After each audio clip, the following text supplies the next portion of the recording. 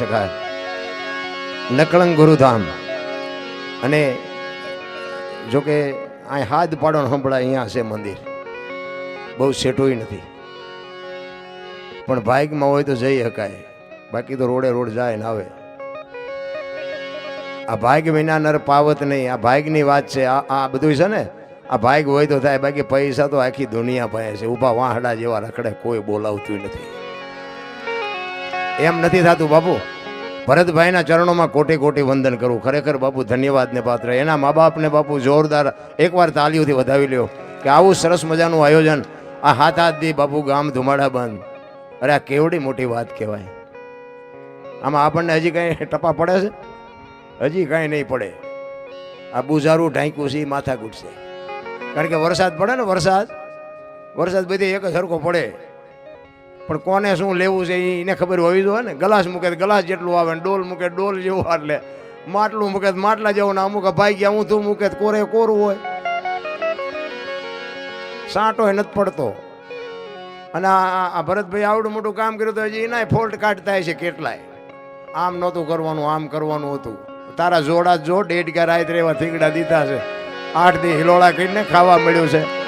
અરે સદગુરુની જેને શાન મળે એ જ આ બાપુ સમજી શકે, એ જ કઈક કરી શકે. સંતોની ભૂમિ છે. કહેવાનો મારો અર્થ, આ પ્રજાપતિ સમાજ છે ને બાપુ, ભક્તિની ઉત્પત્તિ મહાપુરુષો કે છે. ભક્તિ દિલાવર દેશની લાયા શ્રીબાઈ કુંભાર. પ્રહલાદ જેને પ્રગટ કરે ને જપે સારો સંસાર. બાપુ આ પ્રહલાદ શ્રીબાઈ આ દુનિયામાં જન્મા નહોત ને તો આપણે બેઠા જ નહોત. મુદ્દો જ્યાં છે. પ્રજાપતિ સમાજમાં બાપુ કેવડા કેવડા મહાપુરુષો થઈ ગયા. સતાધાર આપણું જીવરામ બાપુ,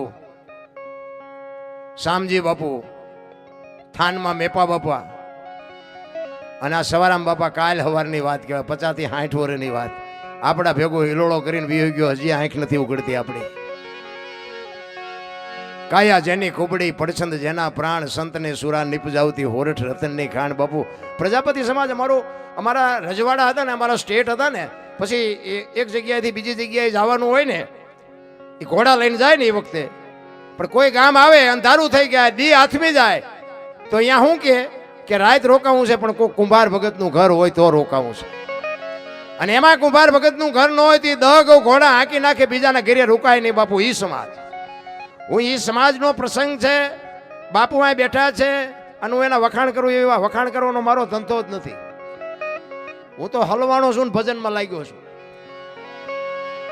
આપણને હું તો ખટારાનો ડ્રાઈવર, લગભગ બધા મને ઓળખતા છે. એમાં મારા ભેગા નોકરી કરતા એ છે. આમાં ખટારાનો ડ્રાઈવર તો 19મી કોમ નો કહેવાય.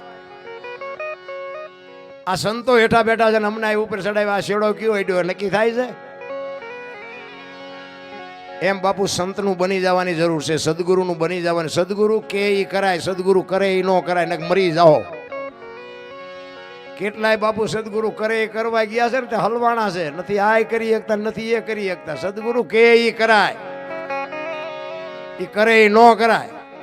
કારણ કે એમને જે કર્યું છે ને એ તો એમનો આત્મો જાણે છે. તો અત્યારે દુનિયા પગે લાગે છે, એને 4 ગણા ગાળ્યું દે છે, તમને નહીં ખબર હોય. મેં ઝઘડા સિવાય બાપુ જીવનમાં કાંઈ નથી કર્યું. આમ બંદૂક લઈને ઉભો હોય ને તોય આપણે કાંઈ ફાટી નથી પડ્યા.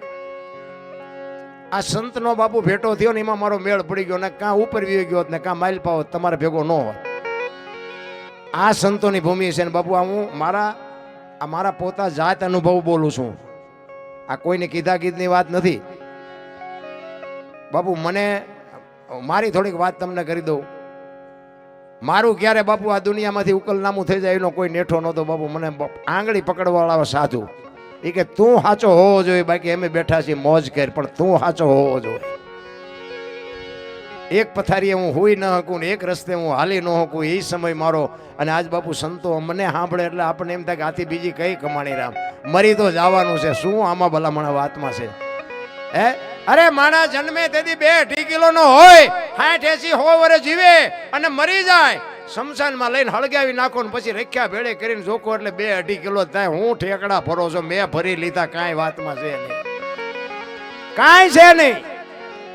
પણ આની માટે બાપુ સારા સંતાનની જરૂર છે, સારા સંતાન માટે બાપુ સારી જનેતાની જરૂર છે. સારી મા વગર બાપુ સારા સંતાન કોઈ દી ન થાય શકે. ધરાવીને ધાનનો નીપજે કોડવીને માડું હોય, જેહળ જકરા નીપજે બાપુ માં જેની હોથલ હોય. બાપુ જેવી તેવી માથી સારા સંતાન ન થઈ શકે. હું તો એમ કહું કે દીકરીઓ હોય, બહેનો દીકરીઓને ખાસ કહું કે ઉદરમાં સંતાનનો વિકાસ થતો હોય અને જન્મ થયા પહેલા એક વખત રામાયણ ગીતા હોહરા જો નીકળી જાવ ને આપને ટેકો દેવું સંતાન ન થાય તો આપણે ભજન ગાવાનું બંધ કરી દઈએ. આપણા સંતોની તાકાત શું છે? આપણા ગ્રંથોની તાકાત શું છે? ભગવાન હારો દીકરો દે, હારો દે શું એની પાસે દુકાન છે તમને હારા દઈ દે?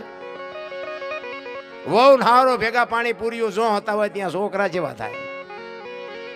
આખી દુનિયાને ખબર છે બાપુ. આ મારી એક મારી વેદના છે. હું કોઈને શિખામણ નથી દેતો, પણ પીડા છે. એક મને થોડીક સમજણ આવ્યા પછી ખાઓ પીવો મોજ કરો વાપરો. હું તો બહેનોને ખાસ કહું ફેશનનું માપ રાખજો. આ રામાયણ છે ને, રામાયણ સીતાજી કે લક્ષ્મણ રેખા ઓળંગી ગયા હરણ થયું તે તમે એમ માનો છો કે સીતાજીમાં શક્તિ નહોતી? મિથિલા નરેશની દીકરી બાપુ અગ્નિનો ગોળો હતો, ગોળો. રાવણની તાકાત નહોતી. એક રાવણ માથે દ્રષ્ટિ પડી જાય એની રાખ આ દુનિયામાં ન પડે. પણ શું કામ? તમને અને મને આજની દીકરીઓને કેળો પાડ્યો છે કે જે લક્ષ્મણ રેખા ટપી જાય એનું હરણ જ થાય. બાપુ રાવણ મરી ગયા વેમમાં ન રહેતા ગામો ગામ છે. પછી બાપને રેખા હોય ને, દીકરાને હોય ને, માને હોય ને, પત્નીને હોય ને, દીકરીને હોય, બધાને હોય. લક્ષ્મણ રેખા જે ઓળંગી જાય એનું આ દુનિયામાં હરણ જ થાય. બાપુ લખવું હોય તો લખી લેજો. મને તમને છે ને એક માર્ગ બતાવ્યો છે. રામાયણ છે ને, મહાભારત અને રામાયણ મહાપુરુષોએ બનાવ્યા છે. પણ દીકરા કેવા હોય, ભાઈઓ કેવા હોય, મા બાપ કેવા હોય, દીકરી કેવી હોય, કે જોવું હોય તો રામાયણમાં જોવો, અને આ રડેલું ન ખાવું હોય મહાભારતમાં જોવો. એટલે મહાભારત છે વંચાય છે. રામકથા હોય, ભાગવત હોય, દેવી ભાગવત હોય, રામદેવ કથા હોય, મહાભારત છે વંચાય છે. તો વંચાય એ ઘરમાં કેમ નથી કરતું? નથી વંચાતું એ ગરી ગયું ઘરે ઘરે. કઈક આપણે ઊંધા આયલા જતા એવું નથી લાગતું? અરે બાપુ રામાયણ તો રામાયણ છે. તમે વિચાર કરો કે રામચંદ્ર પરમાત્મા એ કે હરણને મારવા ગયા, ઓલું હોનાનું હણિયું આવ્યું. આપણે થતા નહીં. અને આમાં જો અમુક વાતો બાપુ ખોટી આવશે હો, એ પડી રહેવા દેજો. કોઈ ફોન બોન ન કરતા, કારણ કે આ તો આવ્યા છે તો આનંદ કરાવવાનો છે. કારણ કે 500 રૂપિયાના ભાવના ઘઉં લાવો ને એમાં કાંકરા આવે ને 500 વાળા જ હોય, પણ એને કાઢી નખાય, ખવાય નહીં. એટલે આમાં તો કંઈક કાંકરા જેવું આવશે. રામચંદ્ર પરમાત્મા એ કે હોનાનું હણિયું આવ્યું ને ગયા. હોનાનું હણિયું અત્યારે આવ્યું હોય તો આપણે માની? આપણને ખબર પડે કે હોનાના હણિયા જ નહીં હતા હોય. તો રામને નહીં ખબર પડી હોય? પણ રામાયણ એમ કહે છે કે જે મોહની વાંહે દોડે ને એનું બાપુ ઘરમાં પતન જ થાય. મોહ વાંહે બહુ દોડવાની જરૂર નથી. રામાયણ છે ને કંઈક છે જુદી, દુનિયાએ ચિત્રી નાખી જુદી. આ રાવણને બાપુ પહેલા પગે લાગુ બોલો. લંકા સુધી રામને ધક્કો કરાવ્યો અને આખા કુટુંબનો ઉદ્ધાર કરાવ્યો. તમારા સુધી ધક્કો કરાવવો જોઈએ? રાવણ તો રાવણ છે ભલામણ. કુંભકર્ણને છેલ્લે જગાડ્યો ને, બોલો આંખો સોડતો સોડતો જાય ગયો. એ કે જાય કે આ જોતો ખરો બધું પતન થઈ ગયું. બોલો કે જાગવાની જરૂર મારે નહોતી, તારે હતી. એ કે સલાહ લેવા નથી જગાડ્યો, તું એક રહી જતો એટલે જગાડ્યો. હાલ ને મોર થાને, આ મારો બાપ જ છે, હું આવું છું વાહે વાહે. ઈ રાવણ ભલામણા. કહેવાનો મારો અર્થ એ છે બાપુ જીવે એવું મળ્યું છે, મોજ કરે એવું. મને તો એમ થાય કે બાપુ શું ઘટે છે શું અત્યારે? હે, વાહન મકાન રૂપિયા લોઢા હવામાં ઉડે. અને આ ભરતભાઈ બાપુ રૂપિયા ખર્ચે, આપણે મફતમાં હિલોળો કરીને હમણાં વ્યાજ ખાવાનું મફત, ગાડલા મફત, ચા મફત, નાસ્તો મફત, પણ તોય કોઈ મરતા નથી મળતા. જોયે છે શું એ નથી ખબર પડતી. એવા બુદ્ધિના ગાળિયા થયા છે. આપણને એમ થાય કે આમને કોણ સમજા, અને કોઈને સલાહ દીધા જેવું નથી.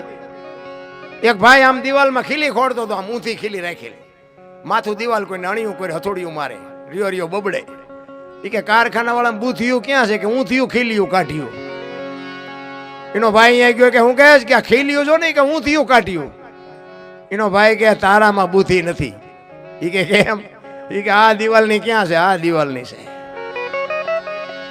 અહીંયાથી પકડીને લઈ જાય ને ત્યાં જઈને મારી આખી જિંદગી દિવાલું ફેરવી, પણ અહીંયા ખીલી ન ફેરવી નાખી. મારી ખીલી ફરે ફેરવો દિવાલું. ત્યાં સમાધાન થતું તો ન કરી શક્યા. જીવન જીવવાની મજા છે ભલામણા.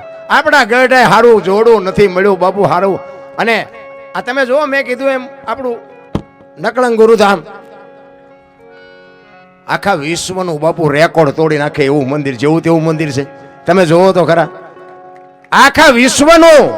મેં તો સાંભળ્યું છે, આખું વિશ્વ હું રખડ્યો નથી, પણ કહેવાનો મારો મતલબ કે તમે આના કરતા મોટું જો ભાડ્યું હોય તો તમને ખબર. બાકી મેં અત્યારે ત્યાં રખડ્યો, ખટારો લઈને રખડ્યો ને બધે આખી દુનિયા રખડી આવ્યો, આવડું મંદિર મેં ક્યાંય નથી ભાડ્યું. અને સજોડે બાપુ રામદેવજી બાપાની મૂર્તિ છે ક્યાંય, હશે કદાચ ક્યાંક, તો તમે કોઈ જોયું હોય. સજોડે બાપુ મૂર્તિ રામદેવજી બાપા નેતલ દે. અને રામદેવજી બાપાના કુળદેવી માં ભગવતી હિંગળાજમાં. એકવાર જોરદાર જય બોલો, બોલ હિંગળાજ માત કી.